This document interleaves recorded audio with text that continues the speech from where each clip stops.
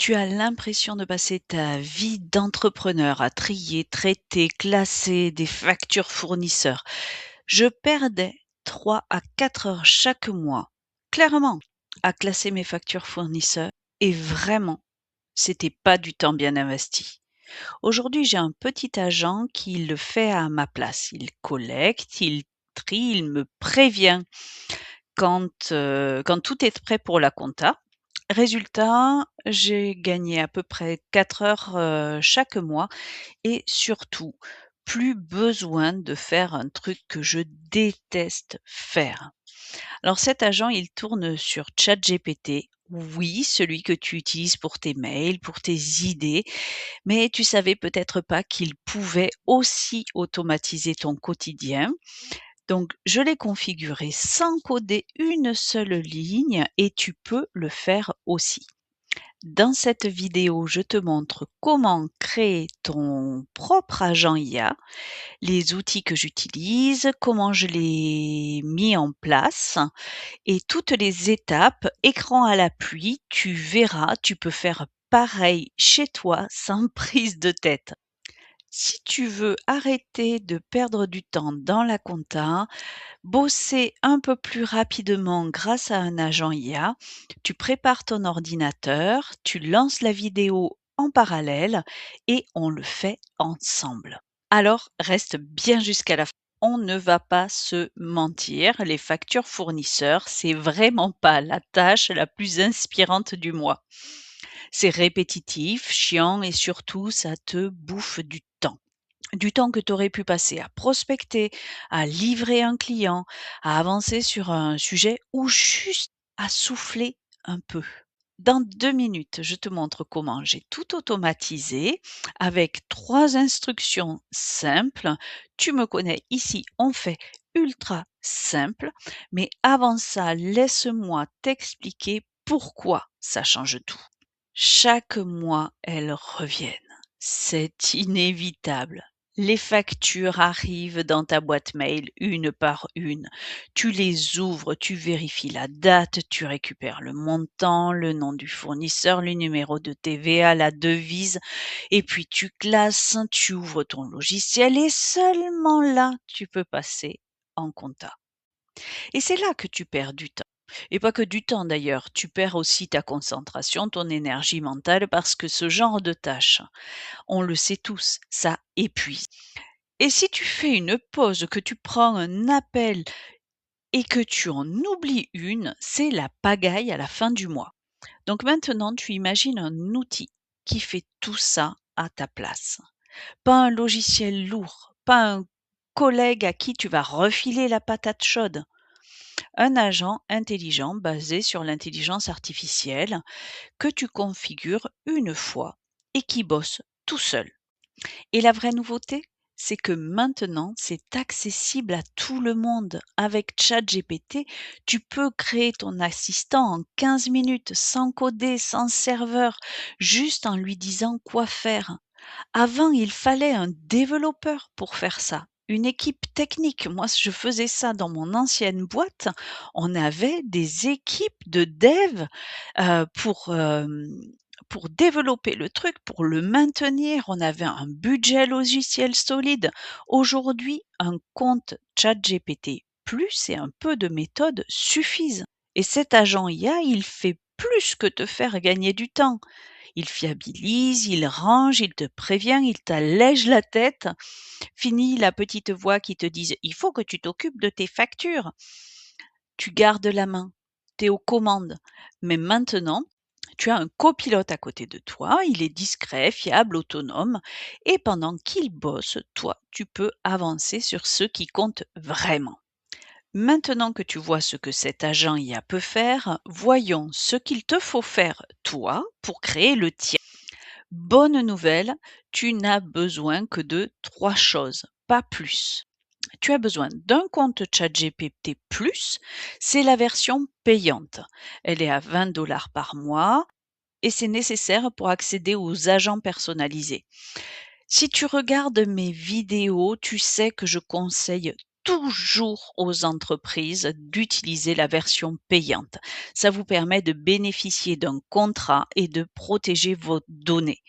Si tu n'as pas encore cette version payante, bah, prends juste un mois, hein, c'est 20 $, 20 € à peu près. Tu pourras toujours te désabonner si tu es pas satisfait.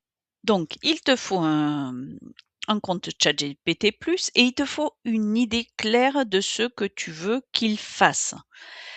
Dans notre cas, on veut gérer les factures fournisseurs et tu dois savoir où sont tes fichiers, ce que tu veux en extraire, ce que tu veux qu'il te restitue. Est-ce que tu veux un tableau? Est-ce que tu veux un message? Donc un minimum de d'organisation. Tu as plus besoin de coder, mais ton process, il doit être clair et structuré. Si toi, tu sais ce que tu veux, l'agent saura exactement quoi faire. A priori, tu le fais tous les mois, donc tu sais bien ce qu'il y a à faire et on va le construire ensemble étape par étape. D'ailleurs, dans un instant, je partage mon écran et on va créer ton agent ensemble. OK, maintenant on attaque le concret. Je vais te montrer pas à pas comment créer ton agent IA depuis zéro. Voilà comment on va s'y prendre. On va créer l'agent dans ChatGPT. On va lui expliquer précisément sa mission. On va tester son comportement avec des vraies factures. On va automatiser son usage pour qu'il travaille en autonome et chaque étape sera simple, claire et tu pourras tout reproduire en même temps que moi depuis ton ordinateur. On passe maintenant à la première étape, la création de l'agent. Allez, c'est parti, tu ouvres ChatGPT. ChatGPT est ouvert, j'ai une nouvelle conversation et ici, on va commencer par cliquer sur le petit plus à gauche de votre fenêtre de dialogue et on va passer ici en mode agent. Vous voyez que vous avez des crédits limites, mais franchement, logiquement, vous en avez assez pour faire vos automatisations. Donc je passe en mode agent et on va aller chercher les factures fournisseurs dans ma boîte mail. Donc je vais connecter mon agent à ma boîte mail. Donc ici, j'ouvre la petite sphère et je vais juste cliquer sur Gmail, c'est ma boîte mail. Mais si vous aviez une autre boîte mail, vous allez chercher dans les connexions supplémentaires et vous allez trouver la vôtre.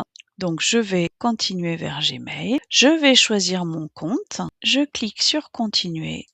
Continuer, c'est connecté. Quand je reviens ici, je vois bien que Gmail est connecté. Donc je vais lui demander d'aller chercher les factures dans mon mail et de les enregistrer sur mon Google Drive. Donc je vais faire la même chose avec mon Google Drive.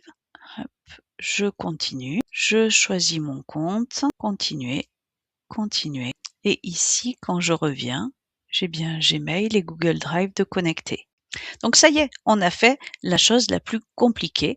On a ouvert notre mode agent et on lui a donné des accès. C'est-à-dire que si vous aviez un comptable dans votre entreprise et que vous lui donniez pas ni de boîte mail ni accès à votre serveur d'entreprise, cette personne ne pourrait absolument rien faire pour vous. C'est exactement le même principe ici. Alors maintenant, on va lui donner les instructions. Bon, pour aller un peu plus vite, je les ai préparées, on va les regarder ensemble, mais je vous les mettrai dans la description sous la vidéo en commentaire. Comme ça, vous aurez tout ce qu'il faut, vous n'aurez pas besoin de tout retaper. Donc je lui dis, en tant qu'assistant administratif, donc je lui donne un rôle. Vous vous souvenez, dans mes vidéos, je vous parle souvent de ça. En tant que, je donne un rôle, je veux que, je donne une mission pour faire et je donne le contexte. Je vous mettrai, la vidéo où j'explique tout ça en en clic ou à la fin pour que vous puissiez aller voir ça de plus près si besoin. Mais donc en tant que je lui donne un rôle d'assistant administratif comptable, je veux que tu t'occupes du suivi de mes factures fournisseurs. Pour faire, donc pour que tout soit prêt à entrer dans mon logiciel de compta. C'est super important de lui donner un contexte, de lui dire vraiment ce que je dois faire à la fin et je vais lui dire: «Voici ce que tu dois faire étape par étape». Donc accède à ma boîte mail, je lui donne mon adresse, email clusesonia@techpm.fr. Tu récupères là toutes les factures déjà payées. Tu crées un fichier Excel avec ces colonnes, donc il va me mettre le nom de l'entreprise, la date de la facture, la devise, le montant TTC, le montant de la TVA, le montant hors taxe, le numéro de TVA d'entreprise. S'il vous faut autre chose pour votre comptable, vous ajoutez ce qui vous manque. Je vais lui demander d'enregistrer ce fichier sur mon OneDrive.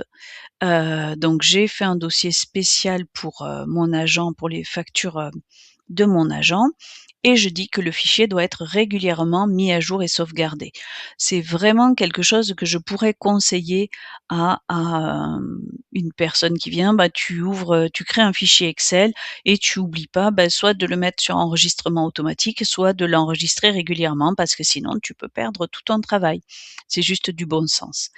Je lui dis qu'ensuite, dans chaque email, il va récupérer la facture PDF si elle est disponible, puisqu'il me faut donner à notre comptable les pièces factures pour qu'il puisse les passer en comptabilité. S'il n'y a pas de pièces jointes, je lui précise de me créer un PDF à partir du mail, comme ça je garderai une trace.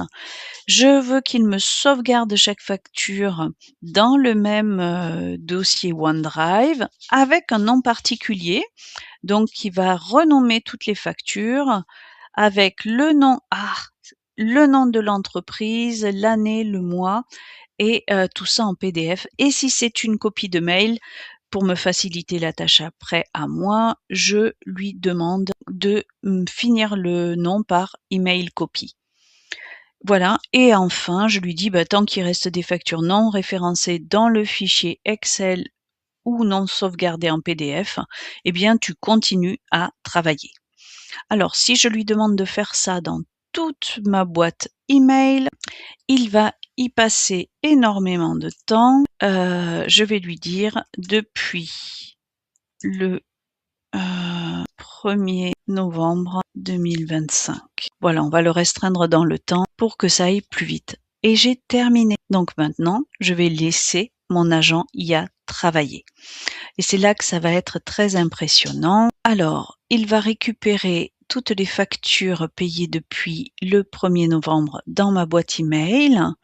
OK. Créer et mettre à jour les fichiers. Donc là, il me dit ce qu'il va faire. Juste une précision, avez-vous déjà connecté votre boîte Gmail? Dois-je faire cette via l'API ou normalement j'ai fait, donc je lui dis de continuer et s'il n'y arrive pas, de toute façon il va me le dire. Donc il m'a dit ce qu'il allait faire, ça me laisse l'opportunité, eh bien, d'ajuster si besoin et là, il va bosser. Alors là, il faut s'armer un petit peu de patience parce que c'est assez long, mais vous voyez, il vous montre tout ce qu'il fait. Là, il est en train de se connecter à ma boîte mail. On voit bien qu'il regarde les factures. Il commence avec la première facture. Cette facture semble être payée. Voilà, il me raconte un petit peu tout ce qu'il est en train de faire.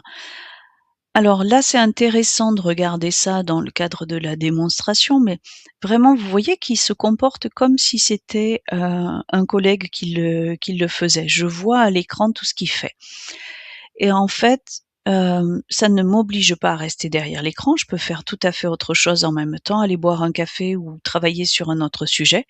Là, l'idée, c'est de vous montrer ça et s'il a un problème, il va s'arrêter, il va me demander de reprendre la main. Ce qui est bien, c'est que je vais avoir un log. Là, on vient de voir passer ma facture Brevo. Je vais avoir un log à la fin. Si j'ai un souci, je peux rentrer dans le détail de tout ce qu'il a fait pour dire: «Beh, voilà par où il est passé». C'est vraiment une garantie sécurité pour vous. Si vous avez un problème, vous pouvez ressortir ce log qui est vraiment: «Voici tous les clics que j'ai faits quand même quelque part» et hem et vous pourrez retrouver ce qu'il a fait. Donc moi, au montage, là, je vais couper un peu. Hem, et on se retrouve pour le résultat final. Mais franchement, de votre côté, soyez patient. Moi, la première fois que je l'ai fait, ça m'a pris à peu près, 1 heure. Vous voyez là, il est en train de me générer le fichier Excel. Il a déjà, récupéré toutes mes factures. La première fois que je l'ai fait, j'ai dû attendre 2 heures pour qu'il ait fait toutes les tâches. Bon, en même temps, j'avais un retard dans mon suivi de facturation de 3-4 mois, donc il y avait quand même beaucoup de boulot à faire. Mais franchement, ça vaut la peine et allez vous boire un café en attendant ou alors faites comme moi la première fois, prenez plaisir à regarder ce qu'il est en train de faire. Je vais couper là, il est en train de vous voyez, d'enregistrer les pièces PDF sur mon Google Drive. Il est en train de préparer le message final. Donc en fait, je vais même pas couper au montage, hein, ça a été fait en 3 minutes. Voyons le résultat. Alors il faudra que je floute tout ça, mais j'ai bien mes factures, elles sont en euros. J'ai les montants TTC, les montants hors taxes, hop, et j'ai les copies PDF ici. C'est un point d'étape. Alors, qu'est-ce qu'il me dit? Il a certaines factures. Il faudrait que je te fournisse un lien direct pour qu'il aille télécharger sur les sites. J'ai pas encore essayé ça. J'essaierai et je vous dirai ce qu'il en est. Et je vais lui dire qu'en fait, il peut continuer. Voilà, il est reparti. Donc là, pour le coup, je coupe et on verra à la fin, je vous dirai combien de temps il a mis pour faire tout le process. À tout à l'heure. Alors en fait, j'aurais pu rester avec vous parce qu'il a exécuté la suite en 57 secondes. Il est allé me chercher les 2 autres factures manquantes du mois de novembre. Il me les a enregistrées ici et voilà. Et c'est fait. Si je résume, une fois les consignes données, ton agent se met au travail. Il trie tes mails, repère ceux contenant les factures, extrait les infos clés, les enregistre dans un tableau et il sauvegarde chaque facture au bon format avec le bon renommage. Et si un format est étrange ou si une information manque, il va te le dire. Tu peux lui dire reprends avec un autre format ou montre-moi juste les données essentielles. En fait, plus tu échanges avec lui, plus il comprend ta logique et il apprend à faire les choses comme toi tu les fais ou comme toi tu veux qu'elles soient faites. Alors, si tu trouves qu'il rame un peu, il a mis 3 minutes, 4 minutes à faire un mois. Moi, la première fois que j'avais lancé le truc, j'avais mis 1 heure à tout lancer, puis 2 heures pour l'intégralité du process. Alors oui, je t'entends d'ici, hein. Il est lent, je vais plus vite moi-même, c'est pas parfait, faut tout lui expliquer. C'est vrai, il faut lui expliquer. Mais une fois que c'est fait une bonne fois pour toutes, il a compris, il répète la tâche à l'identique. Et c'est vrai, il est lent.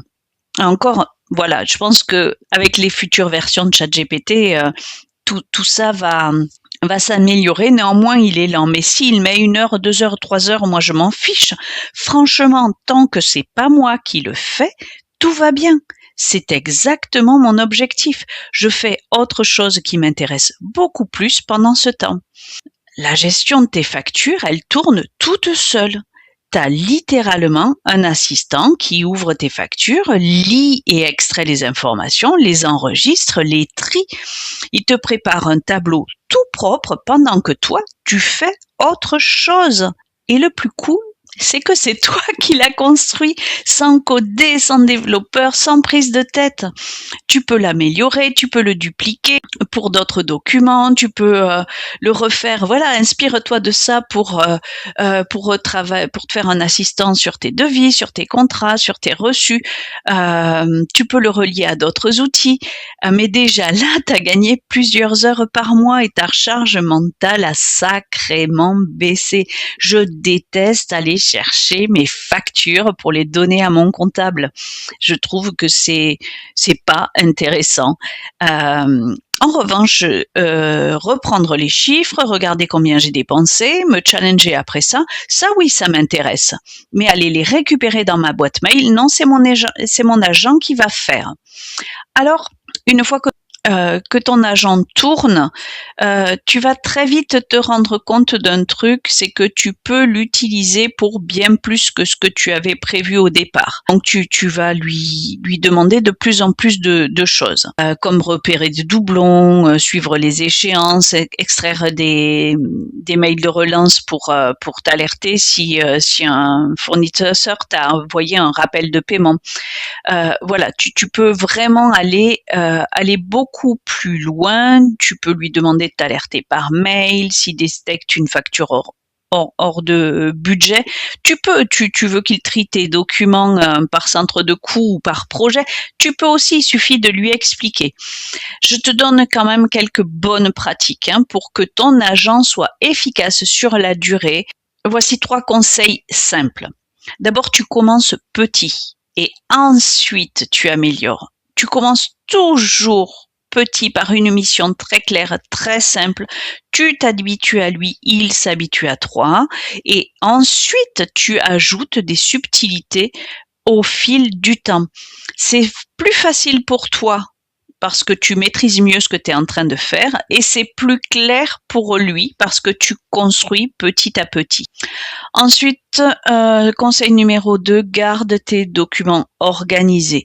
Un bon dossier, des fichiers, des noms de fichiers clairs, une boîte mail. Tu peux même, faire une boîte mail dédiée à tes factures. Ça va tout changer. Si tu reçois des factures de fournisseurs, je sais pas si tu en reçois, moi j'en ai 4 par mois, mais tu peux en avoir 100 ou 80, peu importe. Dans ce cas-là, crée une boîte mail dédiée. Comme ça, ton agent IA, il n'est pas perdu. Il récupère tout dedans. Et ça vaut, que ce soit une IA ou pas, finalement, on n'automatise pas la pagaille. Si tu veux automatiser quelque chose, il faut que ce soit très bien organisé dès le départ, très, très clair. Et le point 3, tu le corriges dès le début. S'il fait une erreur, s'il oublie une information, tu le lui dis. Chaque correction, en fait, est un pas de plus pour toi vers un agent fiable sur lequel tu peux te reposer. Et surtout, n'hésite pas à les réutiliser ailleurs. Ça va te faire gagner un temps fou. Tu iras plus vite à construire ton deuxième assistant et tu prendras cette habitude. Et si à un moment donné ça plante, tu reconstruis. Tu vois que c'est simple. C'est quand même autre chose que de demander à une boîte externe de te construire une automatisation qui, si elle plante un dimanche alors que toi, tu as besoin d'envoyer tes factures à ton comptable, eh bien, tu relances le prompt et c'est reparti. Tu n'es pas dépendant de quelqu'un. Donc, une fois que tu vois le potentiel des agents IA, en fait, tu as envie d'en créer plein.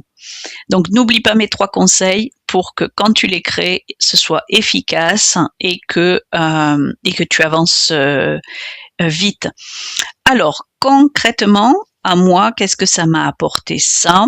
Depuis que j'ai mis en place cet agent IA, je gagne 3 heures par mois minimum parce que je le faisais toutes les semaines et puis le temps d'aller chercher dans la boîte mail, de réécrire tout ou de copier-coller des PDF sur le fichier Excel, j'en avais bien, mine de rien, le temps passe très vite, j'en avais bien pour 1 heure et en fait, souvent, ce qui se passe, c'est que comme je déteste tellement ça, je laisse traîner dans le temps et en fait, je le fais pas.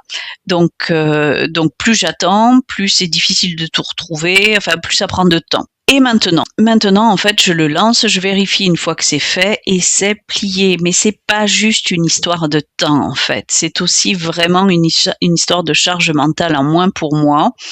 Parce que je sais que c'est fait, je sais que c'est carré, je le revérifie, je modifie des choses, je rajoute des choses. Il est pas parfait, mais c'est fait. Et en fait, du coup, je repousse plus la tâche aussi facilement que ce que je le faisais, que ce que je faisais par avant. Et du coup, c'est fait au fur et à mesure. Je check mes factures au fur et à mesure aussi. Ça me donne un peu plus de visibilité, de réactivité, je dirais. Et même si au début, j'ai dû lui expliquer 2-3 fois avant qu'ils voilà, qu'ils me suivent un process comme je voulais. Depuis qu'il a compris, je touche à rien, ou alors quand je veux ajouter ou modifier une façon d'agir. Ce qui me permet d'être extrêmement agile aussi, parce que si ton processus interne y change, eh ben tu changes ton prompt et c'est fait.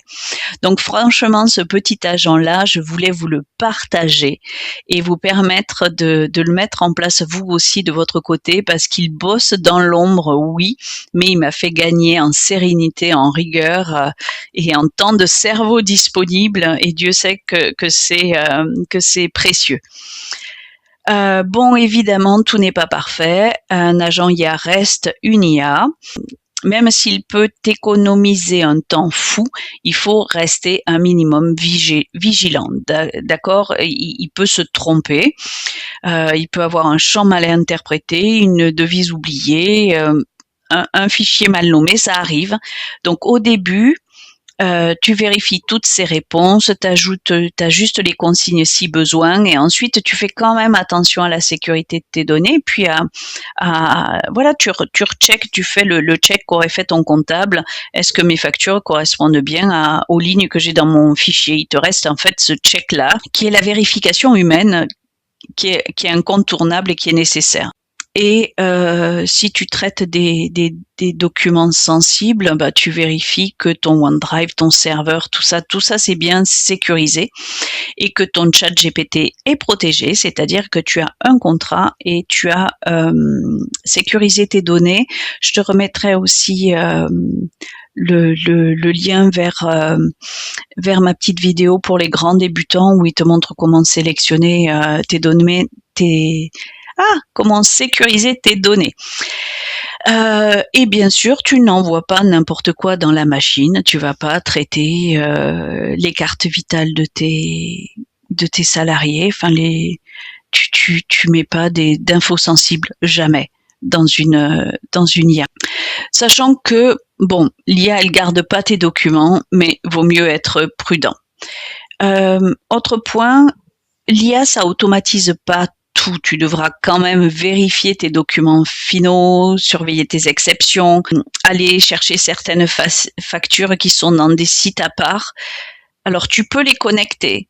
Je t'avoue que je l'ai pas encore fait. Ce sera la première étape, et je te ferai une vidéo si c'est probant. Bref, ce que je voulais te dire par là, c'est que c'est un assistant, c'est pas un magicien. Mais un bon assistant, ça reste quand même 10 fois mieux que de tout faire tout seul soi-même. Et en tant qu'entrepreneur, c'est bien souvent ce à quoi on est confronté. Ou si tu as une équipe, enfin voilà, si tu es dans une équipe, dans une boîte, bah, ton temps est compté aussi. Donc vraiment, ça peut te faire gagner en temps et en sérénité. Donc voilà, tu viens de voir comment créer ton propre agent IA sans coder, sans galérer, juste avec un peu de méthode quand même, et ChatGPT. Alors, si tu as suivi jusque-là, tu sais que tu peux le faire, tu sais comment faire, et maintenant, tu n'as plus qu'à t'y mettre. Dis-moi en commentaire si tu veux que je t'aide à créer le tien, si tu y arrives pas malgré cette vidéo, ou alors si tu veux voir d'autres agents IA comme celui-là, si tu veux que je te partage voilà des cas d'usage, et qu'on les fasse ensemble comme sur ce modèle. Surtout, tu penses à mettre un like sur la vidéo si elle t'a aidé. Tu n'hésites pas à t'abonner pour ne pas rater les prochains tutos, et surtout, garde une chose en tête, l'IA ne va pas faire le boulot à ta place, mais elle peut faire toutes les parties que tu détestes faire, et ça, c'est ultra précieux.